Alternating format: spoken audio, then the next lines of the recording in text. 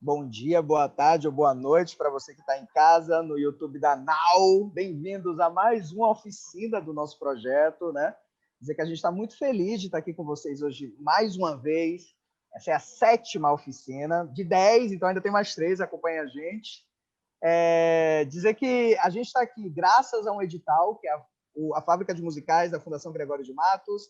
Estamos na 2ª edição, montando o nosso espetáculo ao vivo e online para todo mundo acompanhar nosso processo. Estamos trocando também, como vocês já sabem, com profissionais que nós reverenciamos, nós gostamos muito de suas trajetórias e nós achamos que são referências para que a gente possa trabalhar.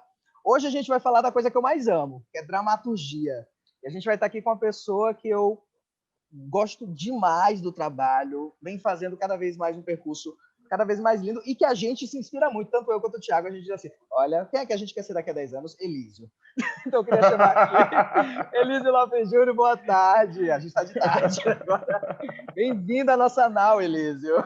Obrigado, Daniel, obrigado, Thiago, obrigado a todo mundo pelo convite. Para mim é uma honra. Eu sou cria do Teatro Baiano, a minha régua, meu compasso foi dado nos palcos de Salvador, nos palcos da Bahia, e nós somos contemporâneos de processo, de construção. Então, para mim, poder, mesmo à distância, colaborar um pouco com esse projeto e com a construção de musicais baianos, que eu sempre defendi também essa tecla, é uma honra. Obrigado. Ai, que bom, obrigado. Gente, a gente está falando com um cara que escreveu muitas peças na Bahia, muitas peças fora da Bahia, que também hoje dirige seus próprios espetáculos também, dirige eventos. Então, é uma pessoa que entende muito da área de dramaturgia e estamos falando justamente sobre isso, né? A gente vai focar um pouco em dramaturgia de musicais, mas um pouco também sobre essa estrutura dos caminhos. Eu estou muito aqui para ouvir hoje, Elísio. Muito para ouvir você. Eu imagino que quem está em casa também vai ouvir muito. E na sexta-feira, na Masterclass, deve querer ouvir muito mais e perguntar muito mais. Mas eu acho que a gente pode começar pensando nisso, né? Quem é Elísio e como Elísio trabalha? Eu acho que é o primeiro passo para a gente saber e a gente entender esse processo. Olha, é engraçado, para mim, o processo da dramaturgia foi uma descoberta. Normalmente a gente começa o teatro atuando. Só que eu sempre gostei muito de ensaiar, adorava na sala de ensaio, elaborar, construir, improvisar. E depois que o espetáculo de teatro estreava, eu começava a odiar dali para frente. Eu odiava estar no palco, odiava ter luz, odiava que o público chegava, odiava aquela situação que ficava todo dia repetindo aquilo. E aí eu comecei a me questionar, se você ama tanto o teatro, por que você não gosta de estar em cartaz? É óbvio que eu estava no lugar errado, né? E como eu comecei no lugar errado do teatro. O teatro não é o lugar errado no teatro. E como eu não tenho histórico na minha família de arte. Todo mundo sempre gostou muito de arte. Meu pai e minha mãe sempre foram muito ecléticos no gosto. A gente sempre frequentou desde criança, mas ninguém fazia teatro na minha família. Então eu fui o primeiro da família a fazer arte. E aí, na minha casa, não tinha livros de peça de teatro, não tinha essa literatura. E meu pai e minha mãe, ao mesmo tempo que eles estimulavam o consumo, eles temiam isso como profissão, óbvio, como todos os pais de todos nós que querem que a gente tenha o melhor e sabe que a arte é muito maltratada no Brasil. Então, eu, como não tinha acesso a essa dramaturgia, não tinha internet, eu não vou mais dizer nada sobre idade, não vou detalhar isso, mas não tinha internet na época que eu era criança. E então eu comecei a criar, a rascunhar as histórias a partir de dispositivos diferentes. Então, para mim, tem várias maneiras de se nascer uma história, de se ter uma ideia. Mas eu meio que tenho como referência 6 formas. Então, assim, eu começaria o nosso papo de hoje sobre dramaturgia apontando esses 6 caminhos, que são os caminhos que me levam a criar um texto, a criar uma dramaturgia. Então, eu comecei a escrever sem conhecer a estrutura. E vendo as minhas escritas e os vizinhos elogiando, eu aproveitava tudo, quermesse de igreja, batizado de cachorro, tudo para fazer um teatro, para fazer uma performance, para botar os vizinhos. Teve uma vez que eu pintei minha cara toda com tinta de tecido, queimei o rosto todo, mas eu estava ali inventando e coisa, e alguém dizia, poxa, legal, tem talento, legal. E daí meus pais foram acreditando, e aí eu ganhei a coleção de Ana Maria Machado, fui ganhando textos, fui entendendo as formas e fui ludicamente construindo. Não era uma coisa que eu tinha estudado. Com 13, 14 anos, eu li toda a obra de Nelson Rodrigues. E aí aquilo ali, para mim, foi um solavanco que eu não entendi tudo, mas ao mesmo tempo eu queria entender aquele universo.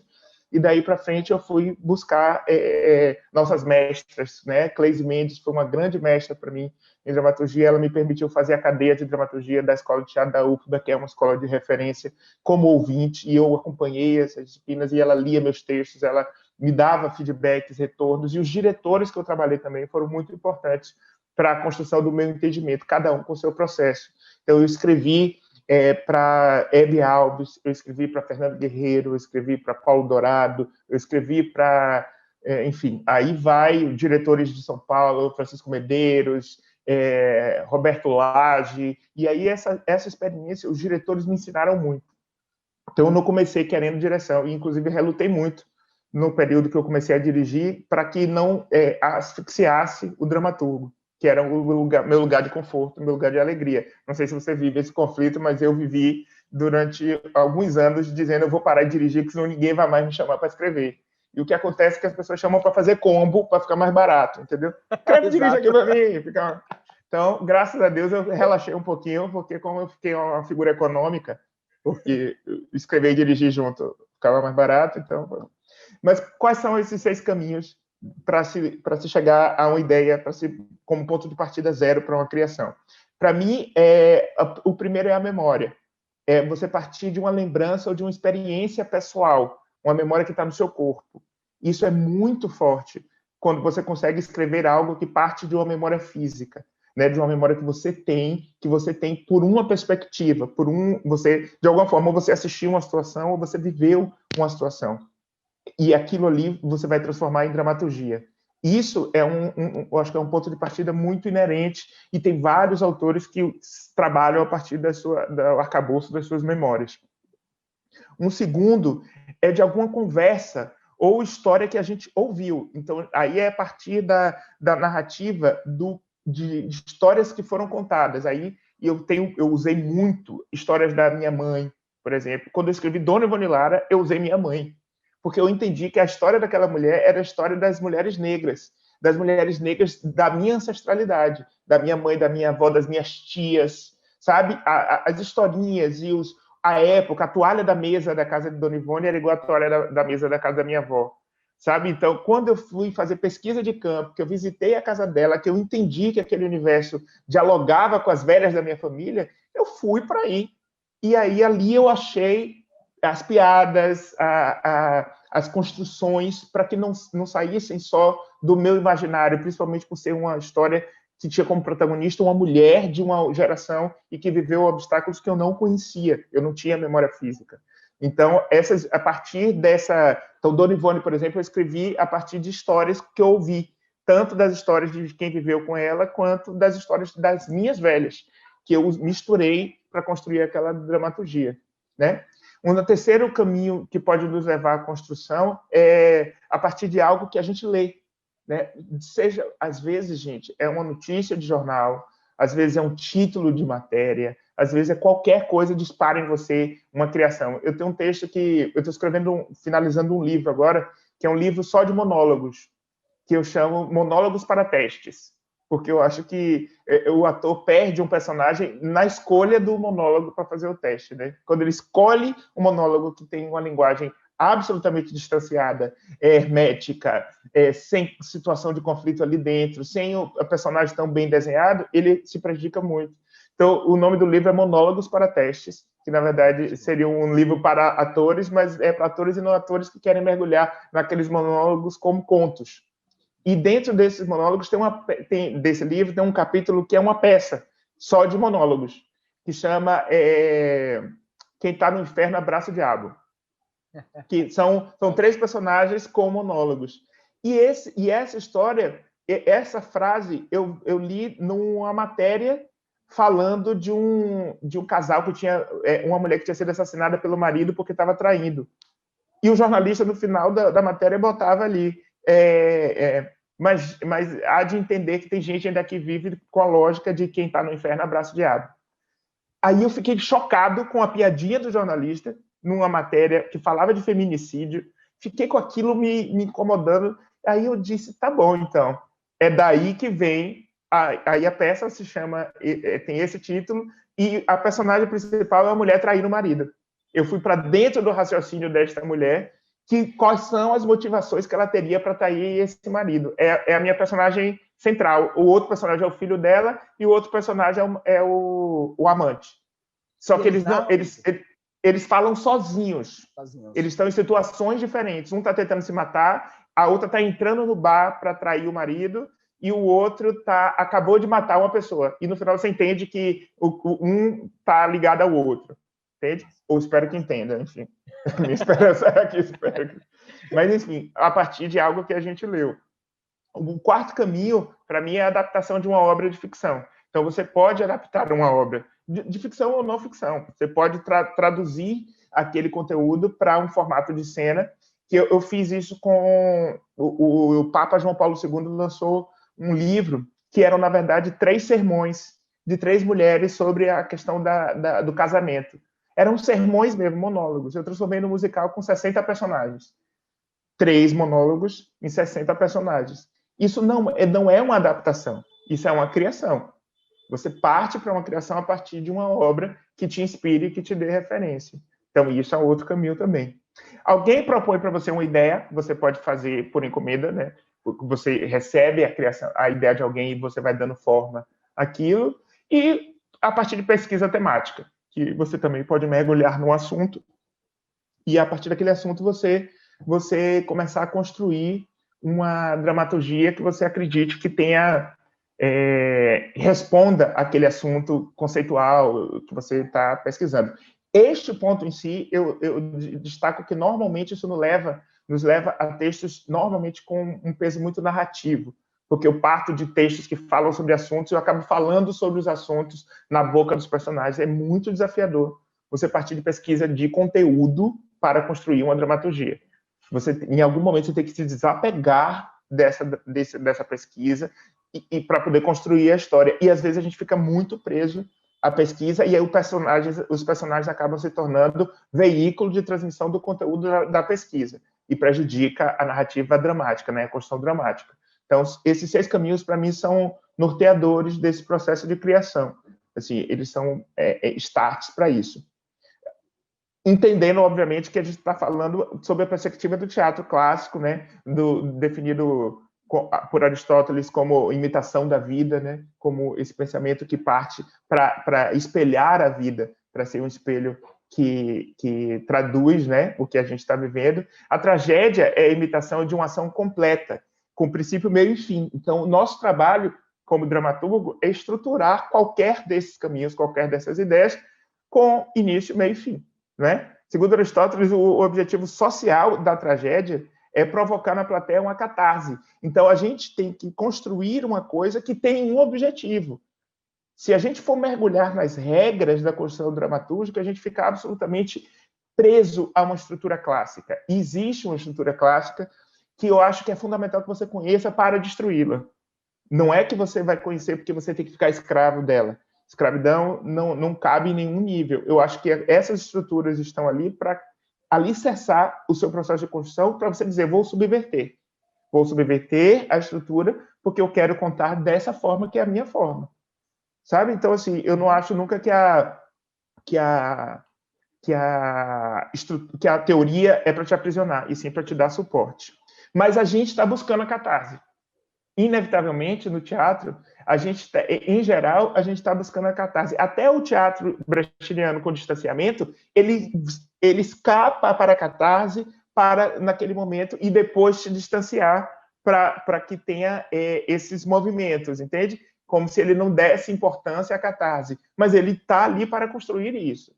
E para distanciar-se disso, é a estrutura da negação que eu estou falando. Ela não estava ali para aprisionar. Ela está ali para te dar um suporte, entendeu? A gente deseja ser essa catarse, porque a gente deseja ser esse momento de abstração e de cura, não é? Esse momento em que eclode alguma coisa em quem está assistindo que faz com que você se desloque do lugar, né? A gente quer que as pessoas acreditem nas nossas fábulas e a gente quer que essas fábulas importem para as pessoas, de alguma forma, que toquem as pessoas. Então, eu penso muito nisso quando eu estou construindo alguma história. Eu penso muito em que ponto das pessoas que aquilo ali pode tocar.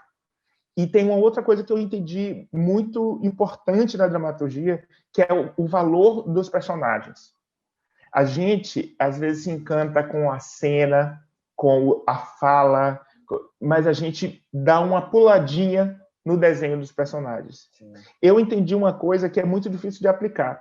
Se você construir uma história, construir um grupo de personagens e você não sabe apontar qual é o desejo, qual é o desejo e a função daquele personagem na sua história, ele provavelmente está sobrando. E é muito cruel isso com o criador. Uhum.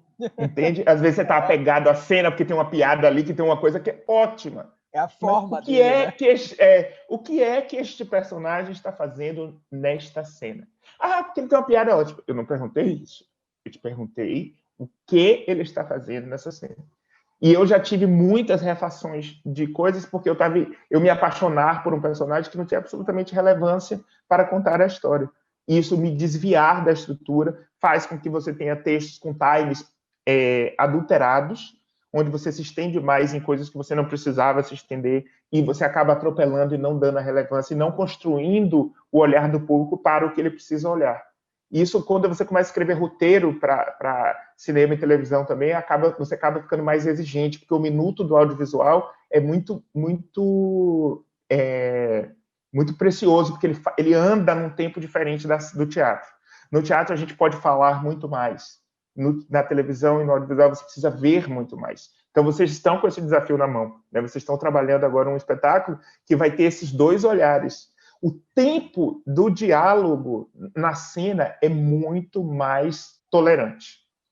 O tempo do diálogo para quem está assistindo no audiovisual é absurdamente mais precipitado. Então, muito provavelmente, já me metendo no processo, na concepção dessa nau, vocês vão ter que criar ações que eu veja no vídeo que não necessariamente sejam um primeiro plano do palco. Porque eu preciso cobrir a narrativa que eu preciso para a cena do palco com mais informação para quem está assistindo através de audiovisual. Entende? Eu fiz agora um show que parece uma coisa bem simples, no sábado, que era um show que você tinha uma orquestra em cena, vários cantores, e eu criei uma segunda camada, que era uma camada de bailarinos com performances que aconteciam nos bastidores. Entende? Não aconteciam em cena. Então, por exemplo, eu tenho essa performance rolando no LED e esse cara surge no palco. Passa no palco. Passa por trás, e aí, né? Mas passava por trás, né? E eles saem de lugares diferentes. De vez em quando você vê vazando na cena. Uhum. Então, eu tenho ele em duplicidade. Eu tenho ele na captação do vídeo e eu tenho ele no quadro geral do palco. Mas muitas vezes eu também não tenho e eu não sei de onde ele vem. Mas ele surge como uma performance que vai ali desenhar um pouco mais aquele momento. Então, assim, são pesquisas, né? São exercícios que a gente vai fazendo em cima do roteiro, do olhar do público, que o audiovisual tem um pedido muito mais exigente em relação a timing. Né? Eu acho que isso é uma preocupação muito importante. Mas o trabalho do dramaturgo fica aí nesse lugar desafiador de fazer o espectador acreditar no inacreditável, né? Do espectador comprar aquele lugar. E a gente tem uma expressão que eu adoro do Sid Field, que é a suspensão voluntária da descrença. Eu adoro essa expressão. Sim. O que ele fala do cinema, né, do audiovisual, que o objetivo, que a gente chama no teatro de catarse, ele chama no audiovisual de suspensão voluntária da descrença, porque é uma suspensão, porque você entrou no universo, é voluntária porque eu escolhi acreditar, e é da descrença porque você passa a ter fé naquilo, porque senão você não vai se emocionar. Entende? Então, essa expressão do Sid Field, a suspensão voluntária da descrença, eu acho de uma poesia absoluta. Entende? Eu gosto muito disso. Minha folha já está daquele jeito aqui. Mas aí eu queria só, para encerrar essa coisa de processo, queria compartilhar com vocês um esqueminha, que é um esqueminha básico de uma construção dramática, né? Sim. Só para a gente comparar com alguns estudos que eu acho que são super válidos e que estão sendo feitos. Tem muitas pessoas estudando estrutura e pensando... Apareceu aí? Apareceu, tá aqui. Tá. Então, esse é uma estrutura simplificada do raciocínio desenvolvimento de uma história, né? Você tem a introdução, que seria o resumo dessa situação inicial. Você avança para uma complicação, né? Que é alguma coisa tem que acontecer para que eles tenham que a jornada do herói aconteça, né? Que você tem que fazer todo o caminho até chegar à conclusão. Você tem o clímax e a conclusão, que seria a situação final desse episódio. Tem muitos estudos sendo feitos em relação à estrutura. Tem um que eu adoro, que é um estudo em cima dos conhecimentos do candomblé, dos conhecimentos da religião de matriz africana, e faz paralelos com isso, que eu acho que são muito, muito relevantes, principalmente para a gente.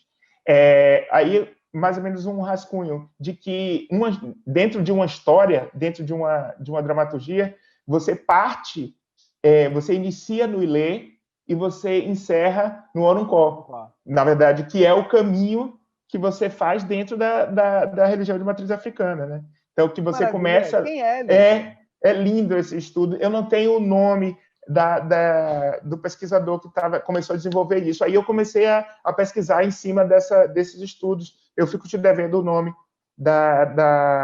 Tem uma turma de cinema fazendo um trabalho sobre isso, inclusive baiana, que é muito legal, que está desenvolvendo esse pensamento. Então, assim, que você inicia a sua história no Ilê, né, no conforto, né, a partir da casa protetora. Você está ali naquele lugar de conforto, que para a estrutura da gente, dramatúrgica, que é essa linha de baixo azul, é onde e quem são essas pessoas, né? Você apresenta a casa e você apresenta a casa o indivíduo como casa também, na sua posição de conforto. Aí você vai para Quizila. A aversão espontânea, né? A antipatia, a inimizade, o que quebra, o que rompe, o que apresenta o conflito, a rachadura na nossa história, né? Que seria a introdução do conflito e o apontamento de através de que trilhas você vai caminhar nesse conflito, né? Aí você avança para a complicação, que é o avanço dessas trilhas todas, e aí você vai para o Sabagi, que é quando é o quarto onde acontece o roncó, né? Que na verdade você está ali e você está elaborando, se transformando, né? O processo de transformação, né? O processo de preparo, de transformação. E aí você atingir o clímax, que é quando você efetivamente faz o feitiço. Você faz alguma coisa, você interfere na vida, que é o destino versus o humano, que seria o clímax, né? Seria o choque desses trilhos dramatúrgicos que se misturam, até você chegar ao Oruncó, né? O renascimento, a nominação após a iniciação, que seria o destino, a destinação que você chegou, porque o final não é final, o final é o que você se transformou para recomeçar dali. Entende? Eu acho super bonito esse estudo. Eu acho super bonito esse estudo. Tem muita gente pesquisando isso, e eu acho que é um estudo que super vale a pena fazer, porque nos mostra como a gente está estruturado, né? Como a nossa fé também estrutura dramaturgicamente. Aí eu fiz um gráficozinho só para dar a minha colaboração para você como estrutura de musical, que isso aqui é uma estrutura de narrativa regular. Mas o que seria essa estrutura para uma narrativa de musical? Aí eu fiz uma coisa colorida para você. Eu fiz para vocês só para sistematizar o raciocínio. Eu acho a linha de baixo é a mesma, que é a linha de contar a história, e eu fui pontuando aqui, pelo menos a lógica que eu tenho usado quando eu estou escrevendo musical. Eu acho que a gente sempre introduz a história lá no início, no onde e no quem, trazendo a melodia da ideia. O que é a melodia da ideia? Seria a música tema do filme, sabe? quando você desenvolve um tema que traduz o pensamento da obra. Não é uma música de um personagem ou de outro. É o pensamento da obra quer te levar para esse lugar. Aí, daqui a pouco a gente vai voltar a esse tema da obra. Então, mas eu acho que a introdução disso te traz o tema da obra. Quando você está no onde e no quem, qual é a sua missão com a música? Apresentar a voz dos personagens. Então, são canções que trazem o ritmo, a pulsação e o discurso dos personagens. Daqui a pouquinho você não vai ter mais tempo para isso. Então, as primeiras canções, elas precisam dizer quem são aquelas pessoas. Dizem isso nos arranjos, dizem isso nas letras, no discurso, mas elas têm essa função de apresentar as pessoas que estão ali na frente da cena. Quando você avança, já me apresentou, já me localizou, a gente vai instalar os conflitos e as trilhas. O que é que eu chamo de trilhas? Você tem a trama principal e você tem as tramas paralelas. Cada uma dessas é um trilho. Então, esse segundo momento do espetáculo seria dar o ritmo das trilhas. Se você fosse falar de uma novela, você tem um núcleo dramático, você tem um núcleo de humor, entendeu? Você tem tons diferentes. Então, você vai construir um universo épico e você vai também construir um universo meio chanchada. E você vai construir... A hora de você indicar depois que eu apresento as figuras, eu crio os trilhos. Esse trilho é uma trilha mais cômica, de humor, que eu vou usar o arrocha. Esse trilho é o trilho épico, que eu vou usar música erudita. E esse trilho é o trilho romântico do casal, que eu quero ver a história, que eu vou usar piano. Ponto. Estruturei os trilhos. Então, eu comecei nos personagens, estruturei os trilhos, as trilhas dos trilhos, né? O som que tem cada trama que você vai avançar. Aí você vai para a complicação, né? Você avança esse trem aí da história para a complicação, para você chegar ali perto do clímax. E aí você tem a canção da estratégia. O que seria isso? Revelação de pensamentos. A música vai mudando de função dentro do espetáculo. Ela começa com a melodia do geral, que apresenta a sua história, ela apresenta os personagens, ela apresenta a qualidade dos trilhos, depois a letra tem que me trazer para o pensamento. Eu estou aqui na hora que eu tenho o pensamento dos personagens traduzido em música, porque são coisas que eu não posso dizer, são coisas que eu estou pensando, são coisas que eu estou descobrindo neste momento do musical.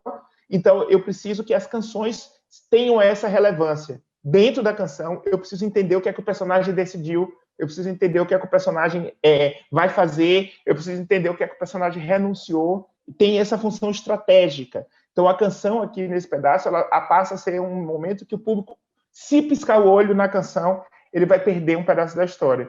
E aí a gente consegue fazer com que o tempo não pareça que a canção é um intermezzo, não parece que a canção é um pedaço. A canção é o momento estratégico do pensamento, até para o personagem não ficar falando sozinho. Ele canta, né? Tem essa característica. Aí a gente chega no clímax, né? Que aí seria a trilha Melodias da Memória, que na verdade eu vou me remeter, o vermelho se remete ao verde. Você vai agora fazer uma variação das trilhas que você criou para cada trilho da sua história, desconstruindo. Então, aquele núcleo de amor, ele ficou denso, ficou triste, a história ele adensou. Você retrabalha os mesmos temas que você criou para identidades, só que agora com qualidades que enfatizem o desfecho das suas histórias. Tá claro isso? Sim, eu estou amando anotando isso aqui agora. E por último, você vai retomar a melodia da ideia, porque ali é o momento onde você está finalizando o seu diálogo com o público e você vai dizer a ele, é isso que eu queria que você levasse dessa história. Então, é por isso que é importante você introduzir com a melodia, porque você chega no final e você retoma isso e diz ao público, foi por isso que eu te convidei e foi para entender essa melodia que você tá aqui comigo, né? Então é uma forma de você fechar o ciclo da história. Falei pacas, já encerrei. Nada, gente, mas aqui é para a gente ouvir mesmo. Pô, adorei. Primeiro essa lógica do Ilê Proruncó, eu achei maravilhoso, maravilhoso. Eu já quero legal, né? hoje para ver. A gente gosta muito de... Eu tive a sorte, Elise, eu fiz letras, né? Eu não fiz faculdade de teatro. E eu tive um professor de latim negro. E ele começou dando aula de latim justamente pela perspectiva de como Roma e a cultura latina foi influenciada pela cultura africana, né? E aí, quando você me traz essa lógica também, repensar Aristóteles também, pensar toda essa lógica, mas não é só entender um outro início, né? Um repatriamento mesmo da lógica. Isso Exatamente, porque a lógica é a mesma. Só Exato. Que a forma de enxergar a lógica e os valores agregados que a nossa cultura, a cultura preta traz, elas são um diferencial para a gente, né? Exato, exato. E por onde é que eu começo? Eu vou continuar no musical, porque tá frio aqui. Depois eu quero voltar em algumas coisas que você falou de início, porque eu me identifico muito com... É muito legal ouvir a trajetória dos outros, né? E quando a gente escuta, a gente vai passando a nossa na cabeça também. E quando eu comecei, eu pensei muito nisso, nessa lógica. Eu tive acesso à lógica da estrutura depois que eu comecei a escrever. E o início da escrita, ela parte justamente desse lugar, da memória, da conversa, do treinamento, do processo. Mas deixa eu perguntar, antes de voltar nessa, eu quero continuar no musical. Elise, quando você está escrevendo para musical, você define assim, o que é que te inspira a pensar isso vai ser música, isso vai ser um diálogo, isso vai ser uma ação? Qual é a sua decisão de transformar aquela parte em música, baseado nesse gráfico que você mandou? Como é que você pensa nisso? Quando você escreveu Ivone Lara, você pensava, tipo, os momentos cruciais têm que ser música. Não, esse momento aqui eu tenho que escutar enquanto teatro. Qual é a sua lógica quando você está escrevendo isso? Tem uma lógica de entrega. Eu preciso entregar os personagens. Então, eu preciso provocar na estrutura o momento de entregar meus personagens principais. O que eu chamo de entregar? É a canção que você entende quem é aquela pessoa. Uhum. Então, eu tenho a primeira entrega com o público, que é apresentar os personagens principais. Na sequência, as tramas principais. Então, quando eu estruturo, eu vou contar quantas tramas você vai contar no seu espetáculo. Você vai cantar 3, uma principal e 2 paralelas. Então, você tem que fazer isso 3 vezes. Quantos personagens para essas 3 tramas? São 5. 5 relevantes para contar essas 3 tramas. Eu tenho que apresentar os 5. Então, eu fiz uma cena que 2 estavam dialogando e virou música, e aqui já apresentei 2. Faltam 3. Então, esse tempo é o tempo que a sua história pede.